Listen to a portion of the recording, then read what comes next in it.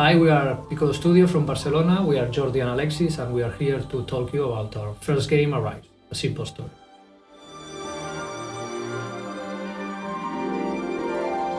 Through gameplay, you get people to, you exponentially multiply the power of what you're communicating to, because you're not just exposing something, you're communicating something through the actions of the player, and that was our goal from the first moment. We had the idea of time shifting. So, and we said, okay, remembering at some point is going back and forth an event in your mind. So we said, okay, we can turn every chapter into a time lapse. And this to us helps convey the idea of remembering, but also creates a setup to build puzzles and situations which are interesting to the player. Actually, when we were designing the game, most of the times we never talk about puzzles.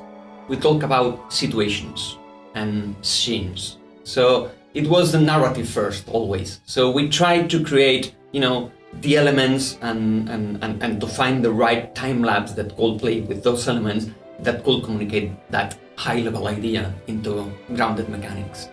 When you shift time and you see some flowers orienting to the sun, you don't have to explain that. People understand that. People expect that.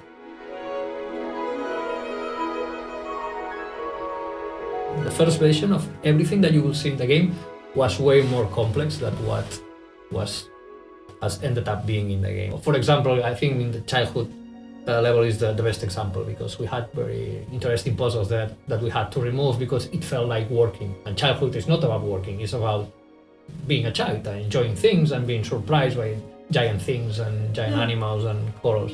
Then when you get into the more adult ages and being old, then an intellectual puzzle situation, it makes sense there, because being old is about thinking, it's not about running and jumping anymore. Most of the situations that you find in the game are intellectual rewards, not skill rewards. And that's how we did it.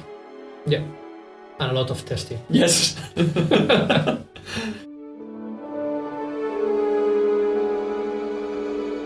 Arise, it's an emotional roller coaster. It talks about sadness, happiness, love. So it felt just natural that you could share all those feelings with the people you love, with the people you care for. So that's why we have local co-op mode, and you can play the game with your girlfriend, your boyfriend, your father, your daughter, your grandfather. So one player takes control of the old man, and player 2 takes control of time.